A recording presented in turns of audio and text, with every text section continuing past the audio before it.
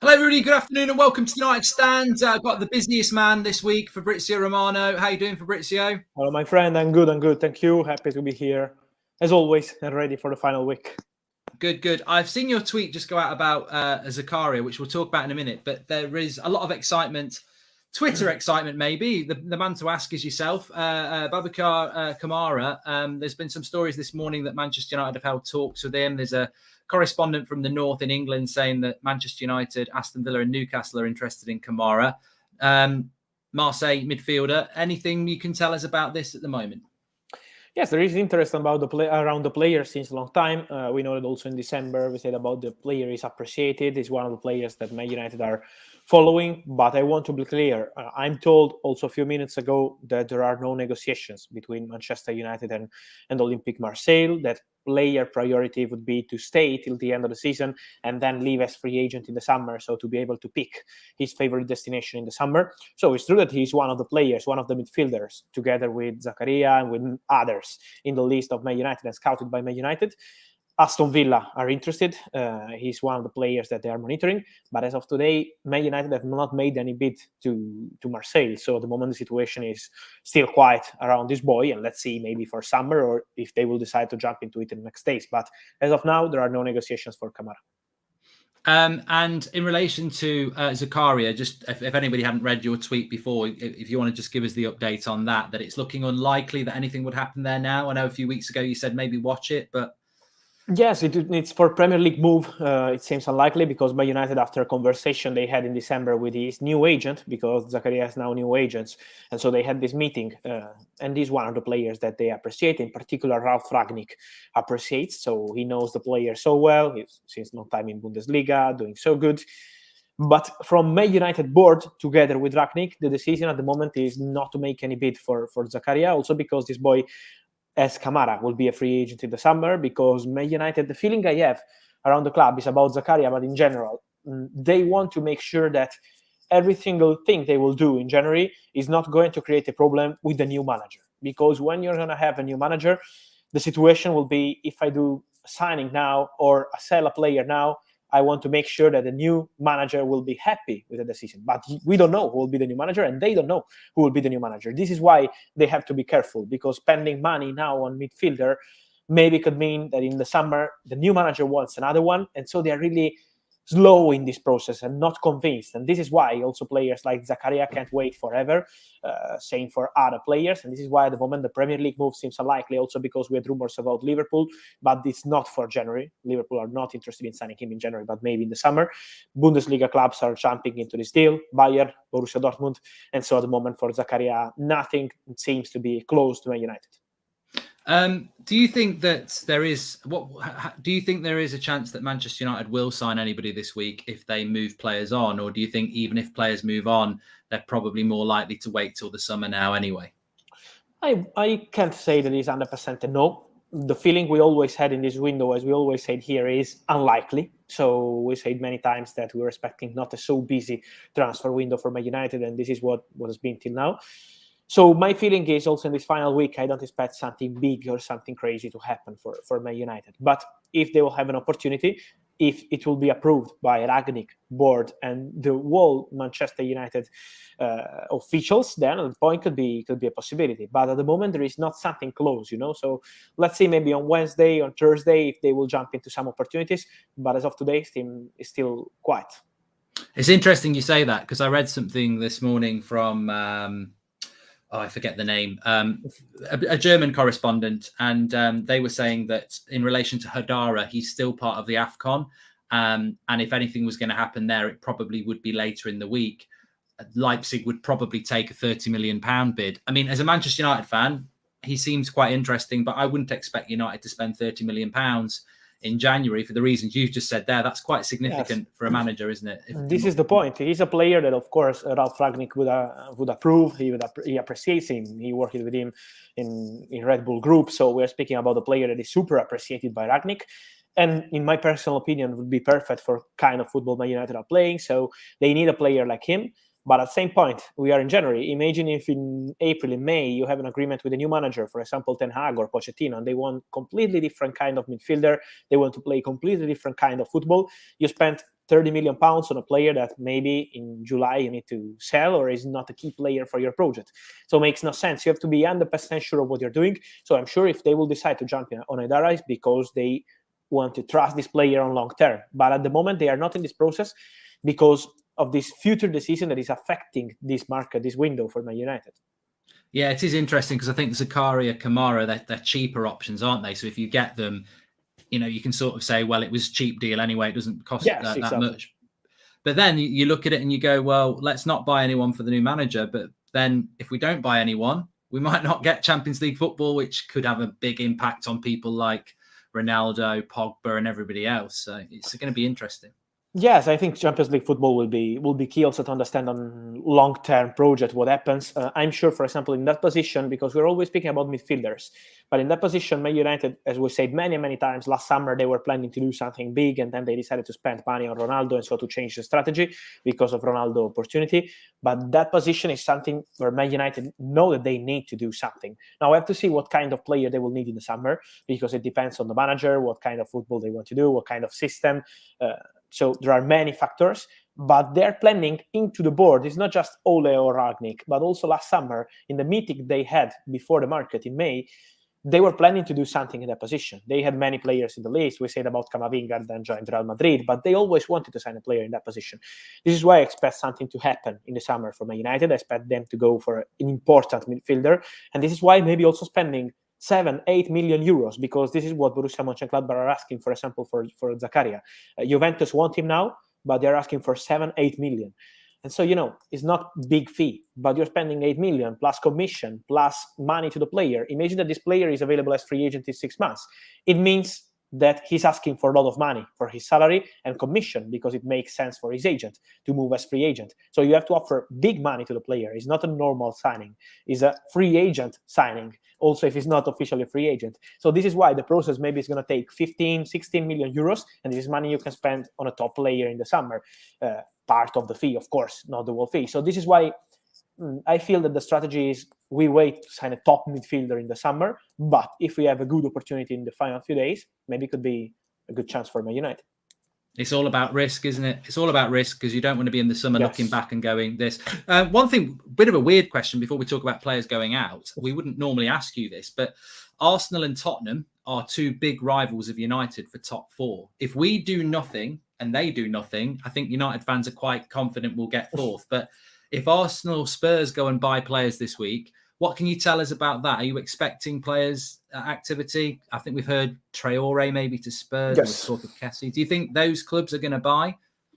Yes, talking about Kessie, he's not going to Tottenham in January, but he's one of the names you have to see what happens in the summer, because at the moment he has still no agreement with Milan to extend his contract.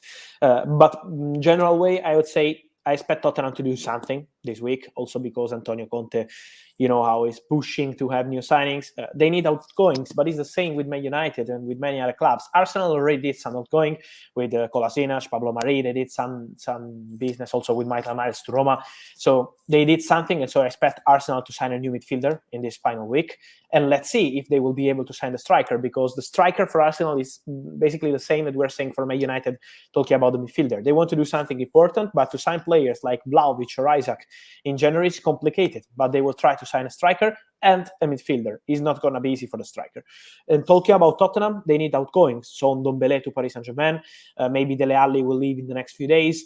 And this is why I expect them to go for Adama Traore. They're working to sign him from Wolverhampton. Talks are progressing also today. So I think there are good chances for Tottenham to sign at least one or two players. A midfielder, this winger with Adama, and maybe another player if they will have an opportunity like on deadline day or on Sunday to do a final signing. But I expect Tottenham to do 2 signings, we can say.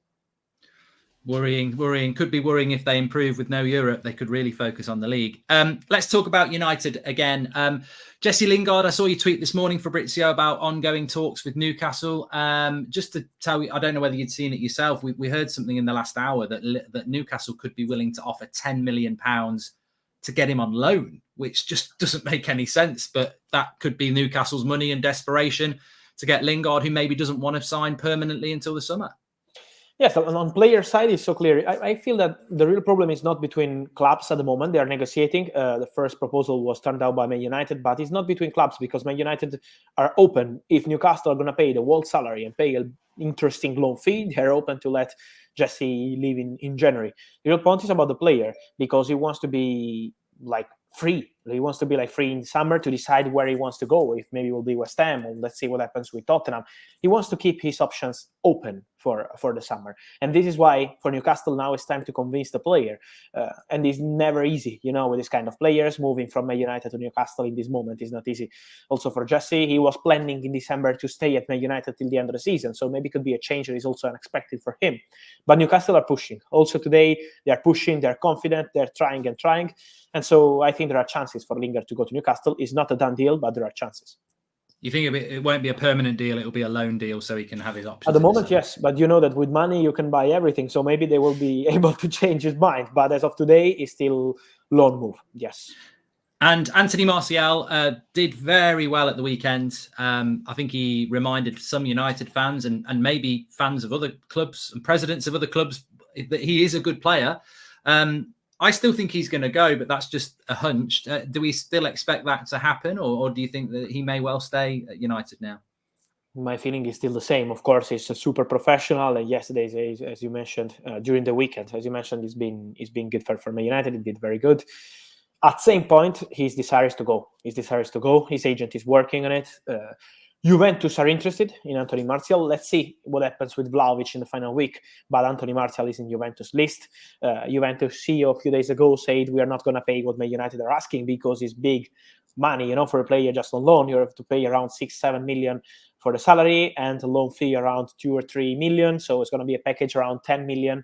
And this is a big one for a player on loan. This is why Juventus are not convinced at these conditions. But I'm sure that they will try again this week to understand what's happening, also because the relationship with his agent is very good. Sevilla are still interested in Martial, and they hope that in the final days of the window, maybe Man United will change the conditions, and so they will be able to pay and sign Anthony Martial. So it's still an open situation. What I can say is that, again, he's not interested in going on loan to any English club. So Newcastle were approaching him, but he's not interested in loan move to Newcastle. Same for Tottenham. They're looking for a player that could be a backup option for Kane, or maybe play together with Harry Kane when Son is injured or when they have any problem.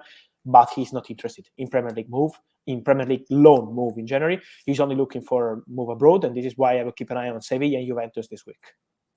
Yeah, interesting. What happens with Martial? One player a lot of people in the chat are talking about is Donny van de Beek. Well, we've spoken about Donny van de Beek for about 2 years, Fabrizio, because we were speaking about him before he came to Manchester United. He's now here. I watched the game at the weekend. Obviously, he didn't play again. I'm just surprised that Donny van de Beek is not doing what Martial's doing and saying, I want to go. I think United fans now have almost got to the point where we're very confused why he doesn't play, but almost we think he should leave for his own career, but it looks like he will probably stay, and he's just not getting any game time. So it's confusing if he wants to be in the World Cup. Yes, it's a really complicated situation. It's complicated because the player wants, of course, to play. Sometimes he's asking to go and play. But Rangnick is always telling him, stay here and you will find your space. We need you. So, it's complicated because from a United side, they are not opening at the moment. But I'm sure that this week there are still chances for him to go. It's not over yet. So he wants to go. He wants to go, and Man United want him to stay. There is another key point, that Man United are not opening to any permanent move talk because of the manager situation. They think that maybe if another manager like Ten Hag, or Pochettino in the summer will join the club, Donny could be a key player, and so losing him on a loan with buy option that could be a danger, or on a permanent move in January, is something that they don't want to do. So they need a straight loan, and they need to receive the approval by Ralf Rangnick, and it's not easy at the point. So let's see if the player will talk again, as I expect. He will talk again with Ralf Rangnick and try to clarify the situation. But for long term, Man United will try to protect Donny again for 6 months, to keep Donny for 6 months in their radar, in their team, also if he's leaving on loan. But to come back in the summer, see who will be the manager, and then at that point make a final decision, a permanent decision on Donny. But this manager situation is also influencing this Donny story, because it makes sense, in my opinion, because if you have to go with a new project, with a new manager, and then you have a player like Donny that is never playing, but maybe with a new manager, he could be a key player. In my opinion, for Man United strategy makes sense to say, let's wait 6 months before saying, okay, leave the club and stop. It's over. Let's see what happens in the next few days. Yeah, I think most people would agree with that. I think if he needs to play, he's not going to play. So get him on loan and then see where we are in the summer. I think that would make a lot of sense. And I hope, it sounds weird, I really hope he gets the loan move, because normally I think we'd all be saying we want him to stay and play, but I think that the loan move makes a lot of sense. Talking about Ahmad and a loan move, somebody said to me yesterday, what's happening with Ahmad? What's happening with Ahmad? And I was like, well, it has gone a bit quiet with him, and we've seen the development of Elanga, but it looks like Ahmad, he is fit as well. He's not, I don't think anything happening with him. A couple of weeks ago, it looked like at Birmingham, but it's gone a bit quiet. Yes, it was close. It was close. Then he decided together with his agent to take some time before deciding where he's going. The expectation is still for Ahmad to go on loan in this final week of the window. As I told you, this possibility with Sassuolo in Italy, where also his brother is playing, and this is why he was attracting, but he wants to stay in the UK. Let's see what happens with other clubs. Also, Wayne Rooney was not so optimistic a few days ago when he spoke about Derby County. They want him. Birmingham too. So many clubs are interested, but he's taking his time. I think in a few days he will make his decision. The expectation is for him to go on loan because, as you mentioned, Elanga is playing and he's showing that he's ready to be part of Man United team. Ahmad maybe needs to adapt to English football, to play regular football. I'm sure that the player is great with his potential, but he needs to play. And so this is why I expect in the coming days them to find a solution for him. Also because Man United are open to let Ahmad go. So it's up to him to decide basically where he wants to go. And then just the final two. I mean, I think I know the answer in relation to Dean Henderson. It's very difficult for him to find a place, which is what you'd said last week. But Eric Bailly, obviously part of the AFCON at the moment, but is that still potentially going to happen with Milan, or do you think those two players now just stay till the summer, Dean Henderson and Eric Bailly? Yes, talking about Dean Henderson, as we always mentioned here, he wants to go, he wants to play, but January window for goalkeepers is more than complicated. Because in particular, when you leave a club like Man United and you're trying to find a solution, you can't go to small clubs. You have to stay at top level or a good level, but you can't go to small clubs when you leave Man United. And this is why it's not easy to find a top solution in January in the final days for Dean Henderson. So maybe if it's not going to happen in the final week, will be something for the summer to allow him to leave, to be on loan maybe, but to leave and to have his chances to play. So Dean Henderson is still with the same idea, to go out. Maybe in the final days of the window, something will appear, but he wants to go. And so I'm sure that Man United will be prepared to find a solution in case he will go in the final days. And talking about the situation of Beek, AC Milan are still looking for a centre-back. This is the position. They were trying for Sven Botman from Lille, but it's impossible for January window. And so I want to say that Beek is still a player that they have in the list, together with Diallo of Paris Saint-Germain, together with Tanganga of Tottenham. So there are 3 players they have in the list. But in the last week and in the last few days, they had no fresh contacts with Man United. So it's not something that is progressing now or something that is getting closer.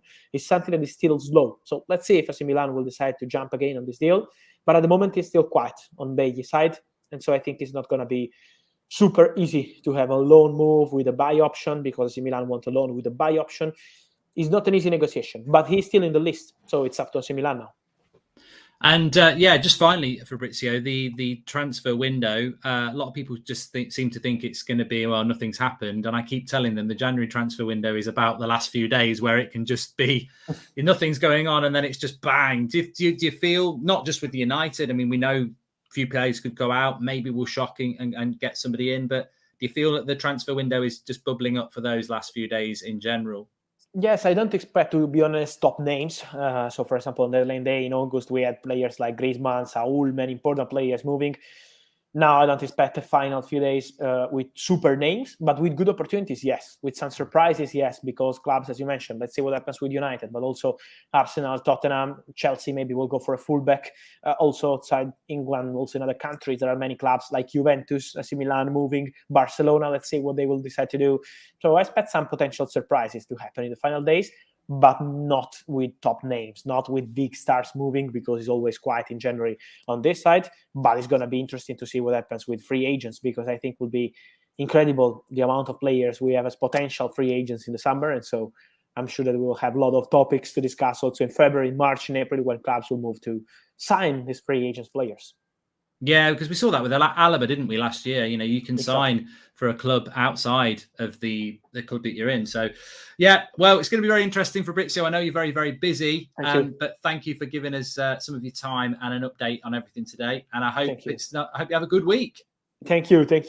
See you next week. It's always a super pleasure. And enjoy this final week. I hope something will happen for United. Thank you, Fabrizio. Speak Bye. to you in a bit. Bye. And I think that's, we'll go through, if you've joined in a little bit late, or I'll give you my opinions on what's been said as we always do. But I do think in relation to what Fabrizio had to say there is, and I've said it myself as well, I do think that we're going to get a very, let's grab my phone there in case I've had any stuff coming through from other people. I do think we're going to get a very hectic last few days. Whether Manchester United are going to be involved in that or not, I don't know. Look, I saw everything this morning. I was replying to a few people as well about Kamara, and they're putting Kamara in a Man United kit. And you just get a bit long in the tooth. You get a bit of experience, as I'm sure many of you do. And I was like, so 3 weeks ago, it was Zakaria. 2 weeks ago, it's Hadara. It's been Kamara. It's back to Kamara. And, I think that, is sayonara goodbye in Japanese? That's, that might be what happens next week. Goodbye to this transfer window with nothing going on. The Kamara thing doesn't sound very encouraging, to be honest with you. I have to be honest. We opened up the show with that. We asked Fabrizio about it, and it doesn't sound very enthusiastic at all. It sounds like he literally said there's been no conversations between Manchester United and Kamara. And look, what you've got to bear in mind is, and we're in this position ourselves, as we mentioned Jesse Lingard as well, there are lots of similarities here. Zakaria, Lingard, Kamara, 3 players in exactly the same position, whereby they are out of contract in the summer. And yes, people want to buy them now, but you sat there going, I'm literally 4 months from this season being over, and I'm free. And any money is to me and my agent. So there's a lot of players that are going to think like that. That's the issue. One thing that occurred to me, and United wouldn't do it because they're so focused on money. Look at what Newcastle want to do. They want to give us a few million to take Lingard on loan because he will help them stay up, even knowing in the summer he might leave. But they're like, well, if he does well and he wants to stay in Newcastle, we'll buy him. If he does well and we stay up and he wants to go elsewhere, we'll buy somebody else. Why are Manchester United not thinking like that? Why are we not thinking outside the box and saying to Marseille, okay, we'll pay Kamara's wages and we'll give you a couple of million now that you're not going to get in the summer. Can we have him on loan for a few months? We don't seem to think like that. Maybe it's the wrong way to think. But listening to what Fabrizio had to say there, and you hear it a lot, United seem to be stuck in this position where they're going to gamble, whereby they don't want to buy anybody because the new manager might not like them. But then the players that you're going to buy in the summer are going to be very different if you're in the Europa League. So, I always think live in the now. It's like people who are wealthy, but they save their money for a rainy day and then they go out and get knocked over by a bus or something like that. And I know that sounds gruesome, but, that money doesn't mean anything now. You've got to live for the moment. And in football, we need to live in the reality of now. Like, as Fabrizio said, and as many of us suspect, Spurs and Arsenal are going to do business. Why wouldn't you do business with Spurs and Arsenal? They literally snooze, you lose. Like, nobody expected them to get in the top 4. Nobody expected Spurs or Arsenal to get in the top 4. Here they are, win their games in hand. They're above us. They're not in Europe like us. And they probably feel they're better than us based on the season so far. Add a couple of players in, get top 4. That's 50 million quid and Champions League football that you didn't expect. They're going to do something. And United are sort of like going, can we get top 4 with what we've got and then spend the money in the summer with a new manager? And I don't necessarily think we can. I think it's a huge risk. If they get away with it, I'll say, I won't applaud it. I don't think it's the sort of risk that you applaud. I would applaud Rangnick for getting the job done with that squad, basically Ollie's squad. But the obvious thing to me is go and get a bloody midfielder. And even then we might not get top 4, but go and get it. But look, as I said this morning, as I keep saying, as many people, like Fabrizio and others will say as well, United need to offload a couple of players. I still think it's going to be Lingard and Martial that will go. And if we're going to do something, we're going to have to move quickly in the latter part of this transfer window. But that's not impossible. I think some people think, well, we've not done anything, nothing's going to happen. It's a very condensed transfer window and a lot of things happen in the last few days. And also, this isn't like trying to sign Jadon Sancho, when you've got to negotiate 80 million pound deals with, and Dortmund want 100 million. The reality is Marseille want to sell Kamara. Mönchengladbach want to sell Zakaria, and Hadara from Leipzig is doable because he's got a release clause coming in the summer as well. So each of those clubs will sell, and each of those players can be convinced. It's whether United want to do it. I think it's one of the weirdest transfer windows I've ever known, because there are midfielders available, almost too many midfielders available at a very reasonable price, in a position that we're desperate for. So I think that it will be very interesting to see if we do anything or not. There's no doubt that we can definitely get top four by not buying anybody, but there's also no doubt that we can miss out on top four by not buying anybody. And it's just which side of the fence you're on. I think that Rangnick wants a midfielder. Most of the fans know that we need a midfielder. I think the board know that we need a midfielder. I just think the board, if you said to the board now, you can scrape 4th place, but you definitely will on the last day of the season and you'll win nothing else, will you take it? They'd take it, because they'd be like, as long as we've got Champions League football next year, we'll get the new manager in and we'll start again. And that's a horrible way for a football club to be run. And this is the big problem I have with United. They're not run as a football club. They're run as a brand. But basically, if you said to them, I guarantee you, if you don't buy anybody now, I guarantee you will get top four. It'll be skin of your teeth, last day, maybe even the last minute, but you will get top four, but you won't win anything. They take it because then they can go, well, that's it. We've not spent any money now. We've got Champions League football. We'll get a new manager in and we'll spend then. And that's all United want to do. They just want that 4th place so that they can then not spend money now and it'd be justified. But it's a risk. It's a really big risk. And I don't really have the answer, to be honest. I've got to be fair. We're very critical. We're very opinionated. And that's just football fans in general. I don't know what the right choice is. I don't know whether Zakaria is... For me, I think Zakaria is the right choice. Kamara might be a better choice. Hadara might be a better choice. But I'm not a scout for Manchester United, and I'm not the director of football. So if I was making the choice, I'd move heaven and earth to get Zakaria, because I just think he fits what we need. Doesn't mean he wouldn't be a flop. But you know what my point's going to be? There's 3 options there. Sometimes you're in a transfer window and there's no options and you're desperate for something and there really isn't an option. They've got 2 really good options there. 2 players, Zakaria and Kamara, who are out of contract in the summer, who are ridiculously cheap now. And look, people will say, well, they want ridiculous wages. When they hit the summer, they're not going to... It's just like, what are you talking about? They want ridiculous wages. Like, okay, you knock on the door to Kamara, right? And he goes, well, I'd rather wait till the summer because I'll get more money. And you go, well, what is it you're looking for? Well, I want 150 grand a week. Well, you're not worth that. Well, I am, because there's no transfer fee in the summer. So I want 150 grand a week in the summer. Well, we're not buying you then. Well, that's up to you. But I'm free. If you were buying me from Marseille, you'd be paying 30 million pounds and give me 100 grand a week. So it's cheaper anyway. So...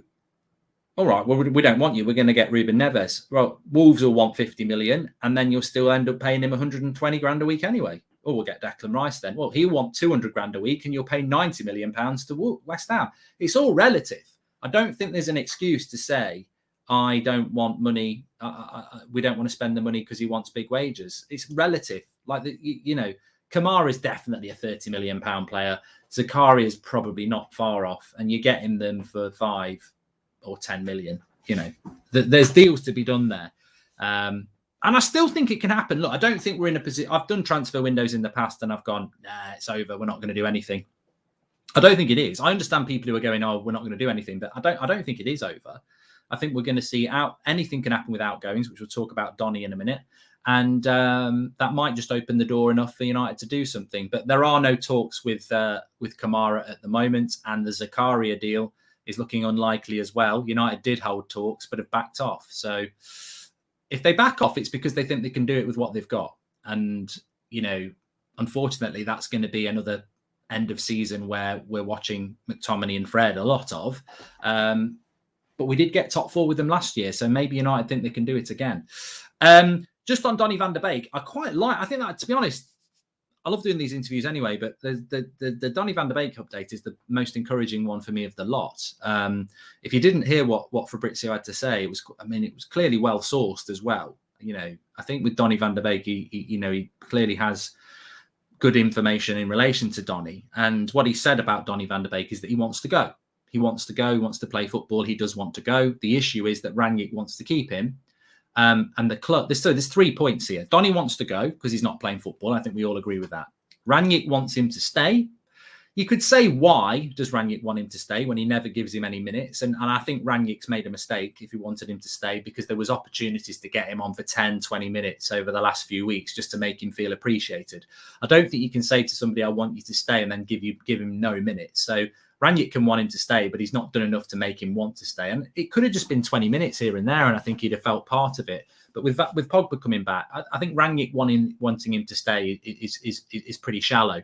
But I like what Fabrizio said about the club. The club are wary about the new manager, so they're wary about selling Donny. And what the club would like to do is loan him out till the summer, then bring him back and make a decision then, because a new manager might, if it's Ten Hag, want to use Van de Beek. And I think that's the best thing for everybody. I think we've got to look at what's the best situation for everybody here. Donny van de Beek is not going to play for Manchester United, and even if he does play, it's going to be pitiful the minutes he gets between now and the end of the season. There will be a new manager in the summer. That new manager may like Van de Beek. In fact, he may, I hate the cliche, but he'd be like a new signing, wouldn't he? If he goes off somewhere, does well, comes back to a new manager and then starts again, it would be a refresh. And I think Van de Beek needs to go away from United for 4 months. We need Van de Beek to go away from United for 4 months and monitor what he does. And then in the summer, we need to reassess. So for me, I think Rangnick, for the first time, I probably disagree with Rangnick. He wants to keep him. And why does Rangnick want to keep him? Rangnick wants to keep him just in case he loses McTominay and Fred and he needs to use somebody. And he just hasn't used him enough to justify keeping him. So I really hope Donny gets that loan move. And I think that the loan move would be the best move for everybody.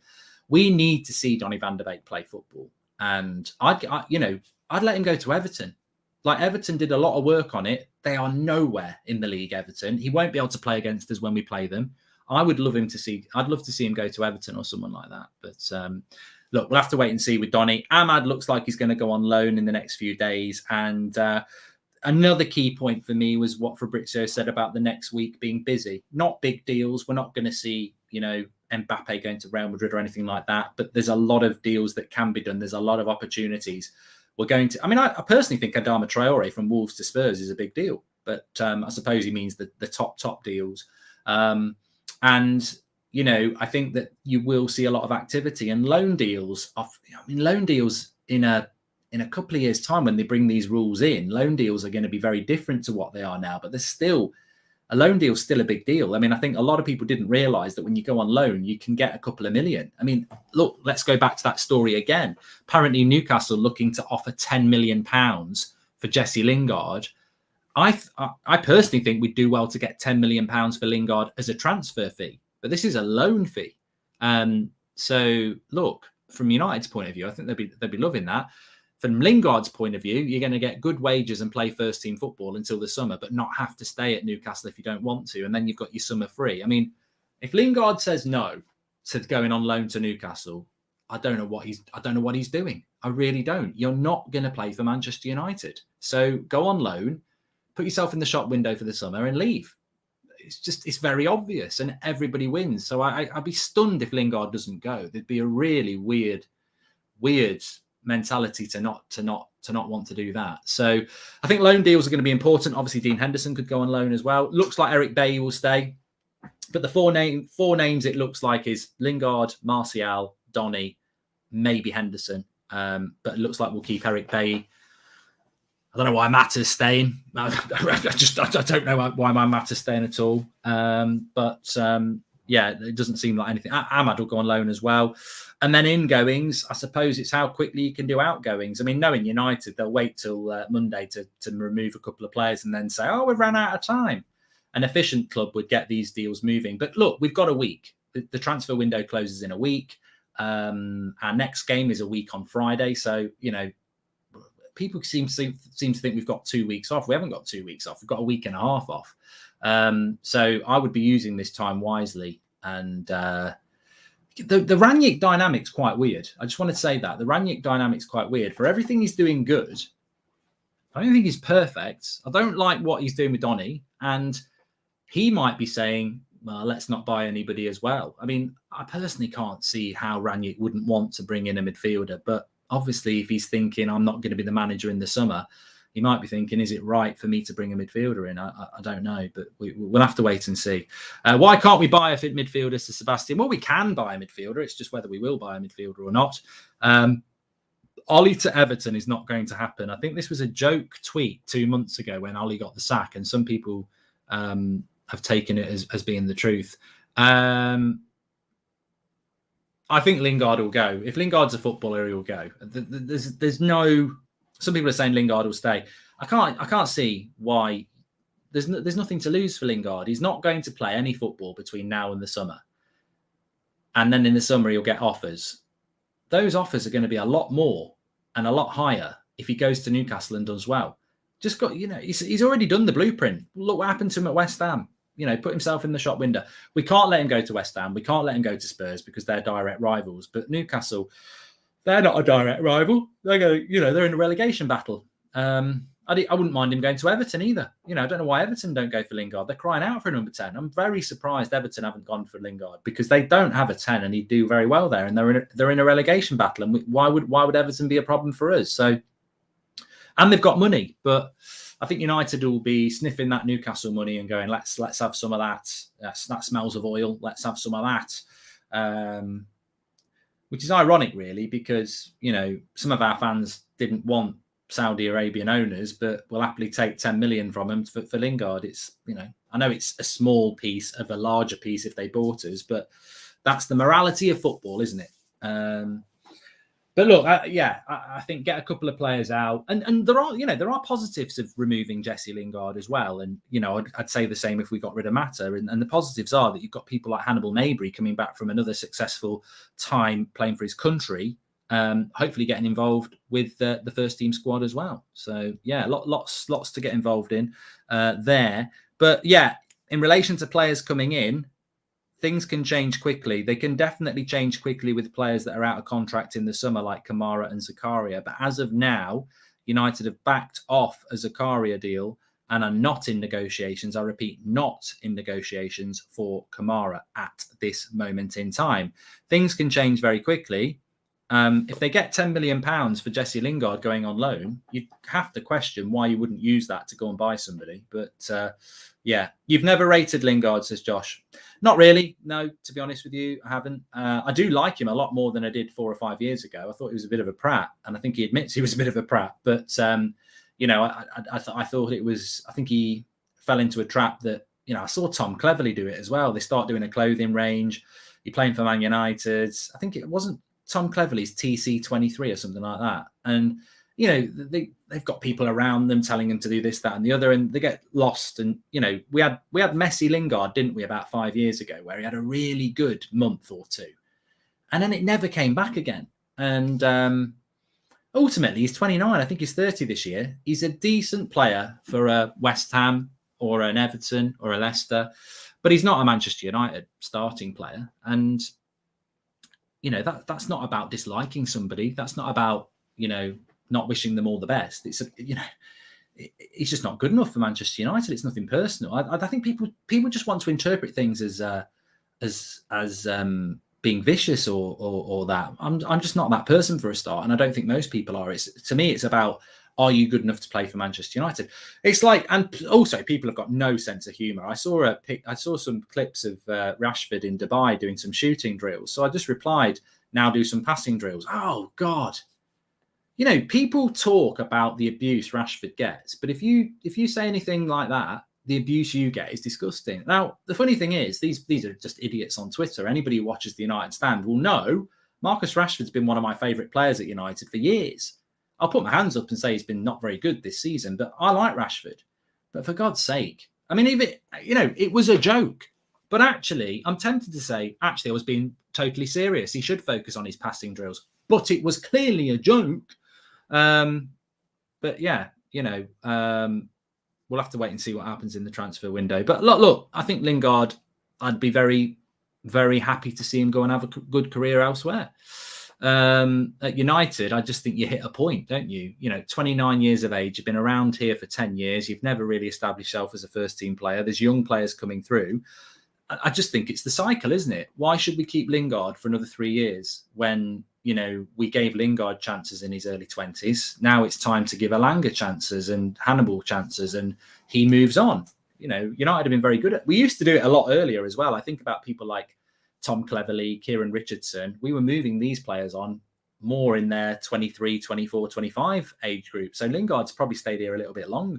Maybe looks a decent kid, better than Lingard. Lingard isn't really wanting to play or would have gone, says Andy and Bruno. I think Lingard will go. Surely he will go. But yeah, it's going to be the Thunderdome time, says Boney. Don't you worry about that. What's his name? Clark Kent. I can't remember what his bloody first name is. Brad Kent, is it? Something like that. If you know, you know. Anyone know what Kent's first name is? Anyway, if you don't know what we're talking about, I'm going to be live on Twitch in about 20 minutes. TUSFC at the Thunderdome. Make sure you tune in for that. We have got an 8 o'clock show for you as well. Lots to get involved in. I like you, Mark, but you say things to people to trigger people to hate Rashford. Mate, I think you're absolutely talking out your arse. It's Blake Kent, says Matthew. And I don't really care whether you like me or not, Donnelly. Doesn't bother me. We don't know each other. So you either watch the show and know what I'm all about, but don't start telling me I say things to trigger people to hate Rashford. That's the sort of sheep nonsense, snowflake mentality that is destroying this world. I say things to make other people do things. I don't. I'm sarcastic. I've got a sense of humor. Watch some of my other content. If I don't like a player, I'll say it. But I don't hate any player because I don't live my life with hate in it. There's no point. It eats you up from the inside. Life's like a game of tennis. If you're holding hate, it's in your court. My mentality is, if anything bothers me, I serve it up and I smash it straight back. I don't want to hold on to hate or bitterness or agenda. I don't. But I will say I don't think somebody's good enough. I've got years of saying I like Rashford. I've got years of saying I think there's a top-class player in there. But I've also got reality that this season he's not been very good. And personally, it was a joke. But actually, if he wants to take it seriously, I would go and focus on your passing drills because you're shooting. There's nothing wrong with it. But yeah, and nobody should be hating on anybody. And as we're talking about hate, I saw an article today from Gary Neville talking about Rashford and saying, "Oh, this will do him great. This will do him great." I searched and searched. I put my glasses on and I was like, "Where are you talking about Martial then, Gary? You know, came on at the weekend, did really well, has had loads of hate, got actually booed as he came on. Nothing about him. No, absolutely nothing." And this is what I mean. It's like, you know, people talk about, oh, protecting this player, but protect that player. I think certain players get overprotected. I think some people get treated like shit. I mean, look at the stuff that Pogba had to delete yesterday. So, yes, you know, at the end of the day, I think I can't stand the divide in our fan base in relation to they like this player, but they don't like that player. I like Rashford. I don't like Martial. I like Fred, but I don't like Pogba. I like Donny, but I don't like Bruno. And I like them all. I just want them to perform well.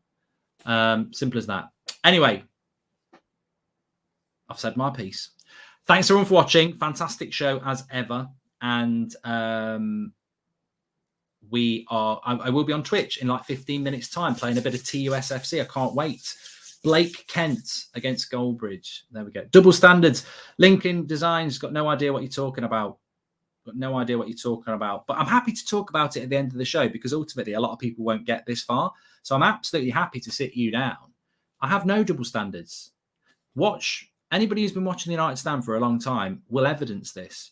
For the last 5 years or 4 years, when asked who my favourite players are at United, consistently I've said Rashford, Martial, and then Bruno when he came in, and Ronaldo now he's come in, and I like Varane. I've always had Rashford and Martial as two of my favourite players at this club. So I will not be attached to a hate club for either of those players because ultimately I will get somebody to do a compilation of it with all my different haircuts and on my younger face. And as it gets older, and it'll be proved every single time, I've always liked Rashford and Martial. But I said Martial was crap last year, which he was, and I think Rashford's been crap this year. That is constructive criticism. Deal with it. Because one thing some people cannot deal with in the modern world is the fact that you can criticize and not hate. And that's the problem we have. Everybody wants to live in a world where it's one or the other and nothing in between. You can say a player's crap and like them. And guess what? Sit down, everybody. You're going to really, really get your head messed up by this one. Bruno Fernandes against West Ham was crap. And yet he's one of my favourite players who I defend all the time. But against West Ham, he was crap. Oh my God, Goldbridge is hating on Bruno. He hates him. He really hates him. He's anti-Bruno. He hates him. No, he doesn't. He was crap at the weekend. Thanks everyone for watching. Speak to you all in a bit.